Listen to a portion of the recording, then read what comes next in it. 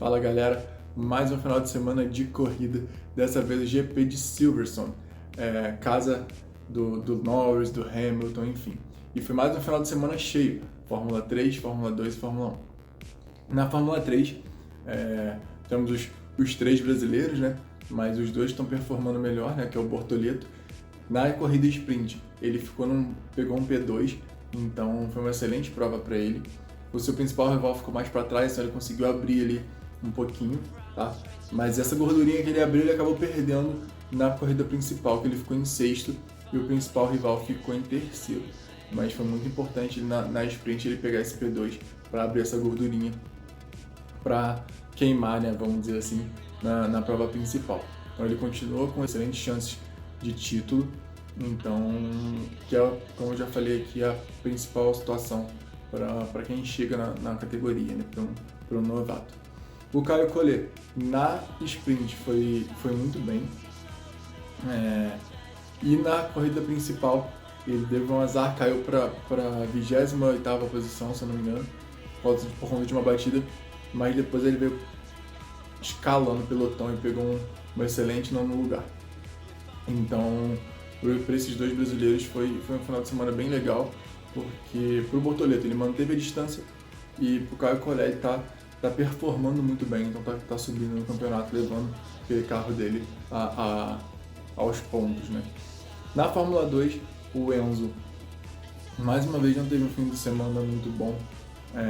Como eu falei, não acho que ele vai conseguir uma vaga na Fórmula 1, por exemplo, talvez em alguma outra categoria, mas ele não está performando como deveria, e quando ele performa ele acaba tendo azar.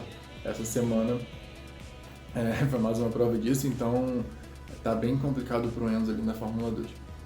Na Fórmula 1, na classificação, a gente teve mais uma vez o Pérez saindo logo de cara. É a quinta vez seguida que ele não passa pro Q3 com uma Red Bull. Isso é absurdo, assim, é impossível disso acontecer. Ele tá performando muito, muito mal. Pode ter sido estratégia, saiu como estava com chuva, né? Saiu na hora errada, enfim, não importa. O fato dele não estar conseguindo passar pro Q3 é um caso muito complicado e, enfim, a probabilidade dele rodar é muito grande. Isso porque no início do campeonato estava todo mundo empolgado, todo mundo esperando, eu principalmente, que ele fosse brigar ali com o Verstappen para a gente ter uma disputa, mas infelizmente não foi o que aconteceu. Ponto extremamente positivo foram as McLaren.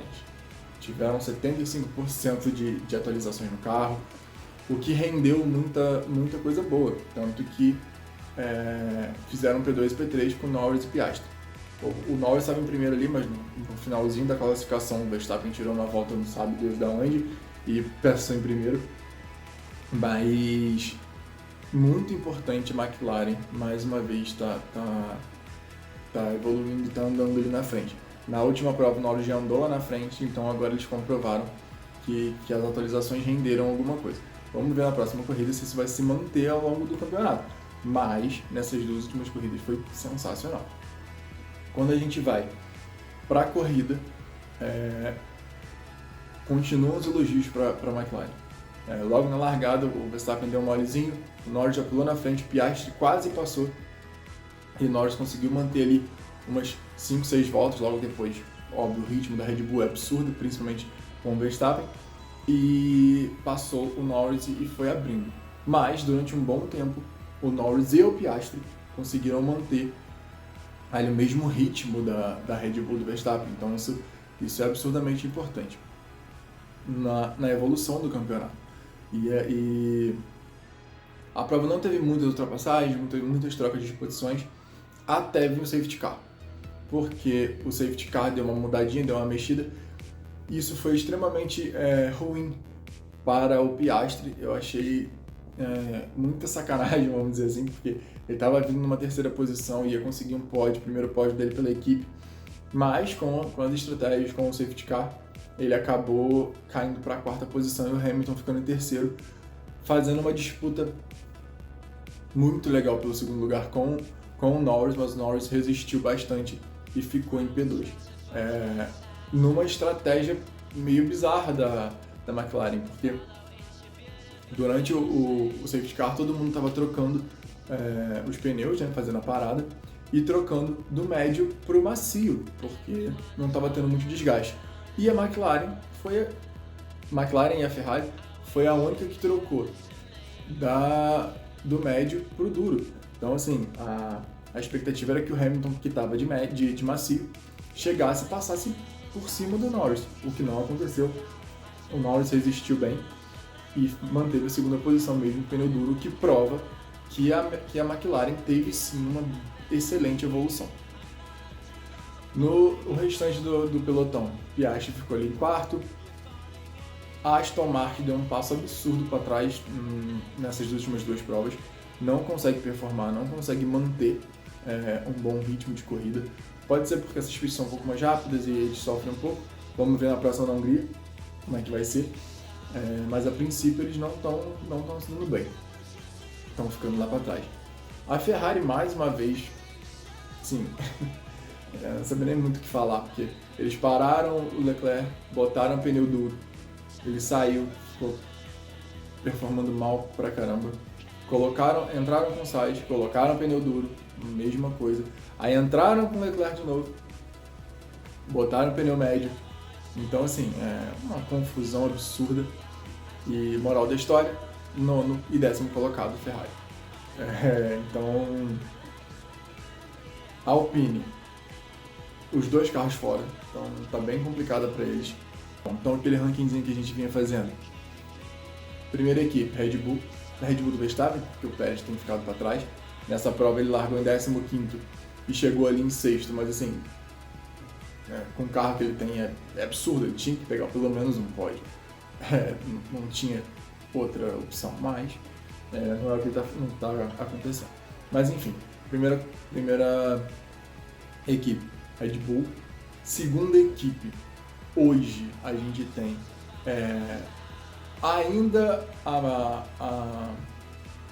Aston Martin, mas a Mercedes está ali colado com ela, então tá palha a palha ali. Vamos ver na próxima corrida, que é um circuito um pouco mais travado para ver se a Aston volta a performar. Senão eu acho que a Mercedes deu um passo a mais, tá? E aí ficam essas duas entre segundo e terceiro. Quarta equipe, a Ferrari, e aí a Ferrari ficou para trás de novo. Nessas duas corridas provou isso. E a quinta força, se comprovar na próxima corrida essa evolução, a McLaren. E olha só, dependendo de como for, se a McLaren continuar performando desse jeito, igual dessas duas corridas, pode chegar na Ferrari.